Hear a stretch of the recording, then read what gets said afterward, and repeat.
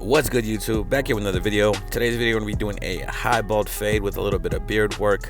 We're going to be fading in the beard a little bit around the top portion where it gets kind of thins out. We're going to be doing a number 2 on the top here. It's going to be debulking, taking everything off the top. Got the wall magic clip metal editions, and that's what we're using for this haircut today. So right now I'm just debulking the top, taking everything down to a number 2 on the top. Not really focusing on the side, debulking the side, because his hair is pretty short, so we're just going to go ahead and knock it down and just start fading it up from what we have on the side already. So what we're going to do first is make our bald line using our Slimline Pro LIs. They are 0 gap. So when clippers are 0 gap, you want to make sure that you are not pressing hard on the clipper, that you are just letting the clipper do its thing. They are very sharp. If you press too hard on them, you could scab somebody up, cut them up. So you want to be very careful when you're using 0 gap clippers. So I suggest that if you're a newer barber and you haven't been cutting too long, I suggest that you don't 0 gap your clippers. Just get used to learning how heavy of a hand you have, and just learning how to use the trimmers and the clippers without 0 gapping. So we got this entire portion of hair balded out with the Andis Slimline Pro LIs, and we're gonna just make it baby skin smooth with these Andis shavers.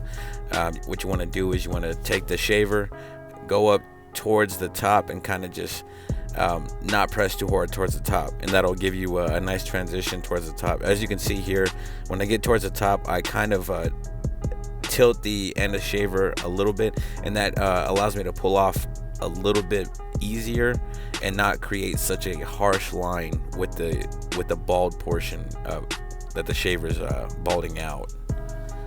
And once we get done with this portion using the shaver, we're gonna get right into the fade. I'm gonna fade one side and break it down step by step. The opposite side of the haircut is just going to be the same thing, but I'm going to go ahead and time lapse that. So right here we got the wall magic clips. You can see that power clip on the bottom. Love my power mat. If you have not got yourself a 245 power mat, I think they really come in handy. I suggest you getting one. But we had that no guard lever open to start off to make our first panel of hair. Now we're just lever playing. We're just taking that lever, opening it slightly, fading up, opening the lever a little bit more, fading up, and that's what's going to give us our blurry transition right here. I'm not doing the guidelines too wide because this is a high bald fade, and we're fading into a number 2 on the top. So right now we had that 1 guard closed. Now we're reverting back to our half guard, and we're just lever playing with the half guard. So as you can see here, I fade up, open the lever a little bit, fade up, and we're going to open the lever a little bit again, fade up. And we're just going to repeat this process, working our way up to that number 2 guard. So since we just used the last guard was a number 1 closed to make that panel of hair, we're going to go ahead and get to our 1.5, and we're going to make another panel of hair. And right now, that's what I'm using right there. Lever is closed, and then we're going to revert back to that 1 guard and start lever playing. So real easy steps to do a high bald fade. The toughest thing for me when I first started was getting that bald line out, but put the reps in and you'll be able to knock it out quick. This haircut, a high bald fade, really doesn't take me more than, I would say, like 15 minutes. So right now we have the 1.5 guard. So since there's a number 2 guard on the top, we're just lever playing. So we're opening the lever slightly, fading up into that 2, open the lever slightly, fading up into that 2. So as you can see, I'm going with every direction of the hair. And right now we're gonna go ahead and get into that fade, the beard fade, and we're just fading in the beard, not too deep. Want to keep it kind of short. And so like you fade up, you're gonna repeat the same steps, but you're gonna be fading down. So we got that number 2 guard closed. We're just cleaning up right there. And what I'm going to do with the number 2 afterwards is go down. So that'll give you, that'll help you clean up the little stray hairs that are sticking out without taking off a lot of bulk. So that's the purpose of going with the grain, is to make sure that you can keep the fullness of the beard, but yet knock out the little stray hairs that we do have. So like I said, the opposite side is a time lapse, and it's going to be the same exact steps that we took on the opposite side of the head. You want to keep things symmetrical with your haircuts. You want evenness all the way around. But I appreciate everybody for clicking on this video, for taking the time to watch the video. I appreciate everybody who is subscribed to the channel already. If you're not subscribed to the channel, hit that subscribe button. We're on the road to 1,000 subscribers. Right now I'm at 725, I believe. I'm trying to get to 1,000. Road to 1,000. That's the first milestone for me right now. But I appreciate everybody who is subscribed to the channel. Smash that like button. Thank you for watching this video, like I said. But right here we got that fades coming out nice and blurry. So I usually do like half a head and then do the other half, but right now I'm breaking this down into thirds. So we're gonna do one side, the left side, then the right side, and then the back of the head. So that just helps you to focus on a smaller area and to really fine-tune that area, and then you can move to the opposite side, fine-tune that area, and move to the back and fine-tune that area. It gives you less of a canvas to work with and helps you to really detail the haircut. But like the opposite side, fading the beard in now, we're going to take the same steps. You're going to be fading down just like you would fade up. Like I said, it's real simple. You just follow the same steps, you know.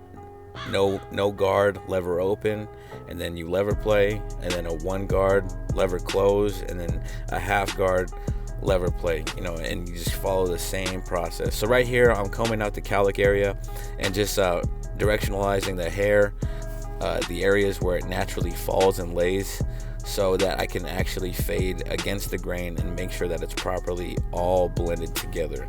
So right now I have that no guard, lever play. We're just fading up, and this, like I said, you follow the same steps, you're gonna knock out these fades easily. Everything takes trial and error. Everything is a process. A haircut is a process. So just don't get too overwhelmed. Just be calm, collected when you're doing your fades, and just have some confidence and just follow the steps, and you'll be sure to knock out some good haircuts and put out great work.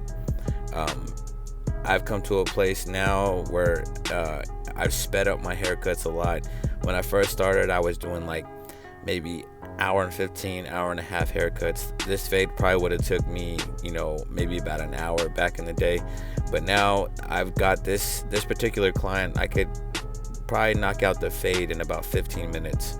So, you know, we've come a long way, and the quality is still there, and then you just add the speed to it.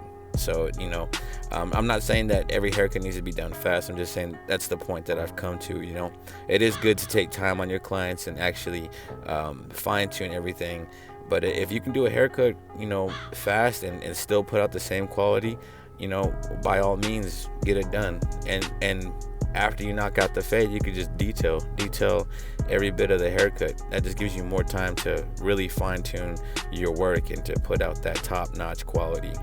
So as you can see, I'm going against the grain. I'm going sideways because that's the way the hair is, and I'm just going completely against the grain so we can get that hair completely blended in that cowlick area. The cowlick area is the toughest part, and my client, on the front of his edge up, he has a cowlick up there as well, so it gets pretty difficult to knock that out. As you can see, right in the middle is where his cowlick's at, and it's very difficult to edge up this client, but we get it done. Throw some hair spritz on there, make sure that the hair is together and still, and that will help you out in making sure that you get a good edge up. So right now we're just edging up the facial hair. I'm getting around the lip line and just kind of making a circular shape inside the goatee area. And then after we do this, we're gonna go ahead and knock out the top portion of the edge up. So I'm doing one side at a time. So I'm edging up the left side, and then so edging up the facial hair, the back of the beard, and then the hairline. And when I do the opposite side, once I turn them around. And when I do my edge ups, I like to make an initial edge up right on the center of the hair, so I can see where I'm edging up from the side to the center, and that'll help me out. It'll give me some reference points so I can connect the edge up on both sides and make sure that they are symmetrical and that they are straight. So right here, we're knocking that all out right now. And like I said, this client's hairline in the front is pretty difficult because of the cowlick, but if you throw some hair spritz on the hair, it helps the hair to be still and allows you to get a crispier edge up. So right now, with the back of the beard, you want to over direct the hair towards the back and cut off any strays that may be overhanging that hairline on the back of the beard. So right now, just doing the top portion of the edge up. I'm going to go ahead and get to that lip line here pretty soon. And like I did these circle shape in the goatee, we're going to go ahead and round it out as well on this side. So with that, the guard, when I went with the grain on the mustache, I had a 1 guard on there, and I just went with the grain to knock down some bulk and also to just get rid of some strays, so I can actually edge up the lip line very clean, very precise. So that's what we did there. And then after that, you want to tilt your client back in your barber chair and go ahead and get that bottom of the beard line. A lot of clients, when they first got into my chair, found it very, different to actually lean back in the chair. I suggest that if your chair leans back, you utilize that to your advantage. It helps you to get everything underneath and gives you more of a view on what's under the beard, so you can actually get a precise edge up down there. So now I have a mister that I have with some hair lotion, water, and a little bit of eucalyptus oil. We just throw it in there, soften up the area that we're going to edge up. I'm using the Tune 45 triple cartridge razor. I'm using some regular derby blades, the green box you can get from your local Sally's. So right now you just want to make sure that you're pulling the skin the opposite direction that you are shaving with the razor. That'll give you a very precise edge up. And it'll help you to have a smoother shave, less irritation for your client. Same thing with the mister. That's all to make sure that there's less irritation for the client. You're dealing with a very sharp razor, and some people's hair may be more coarse than others, but when you take the time to make sure that the skin is smooth and moisturized and soft, you create a more comfortable shave for your client. So like I said, when you're doing the razor work, you want to pull in the opposite direction, pull the skin in the opposite direction of where the razor is going, and you'll get a very, very clean edge up. I had to change the blade, I think 3 times with this client. He has very coarse hair, and derby blades are, the green box specifically is not the very best blade. So to have less irritation from my client, I just swapped out the blades so we didn't have to deal with any pulling, because the blades dull out pretty fast. I think I need to start investing and buying in bulk more premium blades. The derby premium blades, they're really good. But as you can see here, pull the skin. We're going to round out that top of the beard that's going into the mustache. We should have a good connection right there. And as you can see, this haircut is just turning out extremely well. It's all coming together. Everything is flowing. Everything is blurry. Everything is sharp, and that's what we're looking for this haircut here. So I want to make sure that we have precise lines and a blurry fade. So now I have my client stretch his lip out, so that way we can get the top portion right under the nostrils, and just make sure that everything is straight and everything flows together. But that'll do it for this video. That's the haircut. I appreciate you for watching this video. If you're not subscribed to the channel, hit that subscribe button, smash that like button, follow me on Instagram @jblends_. And if you haven't seen any of my old videos, go check out the old videos, go binge watch all those, go smash the like button, share this content. I'm pretty sure anybody can get some nuggets out of these videos, and if you got some nuggets, like I said, smash that like button. If you got any information, that's what this is all here for. I appreciate you for watching this video. Subscribe. We're on the road to 1,000. Till next time, peace.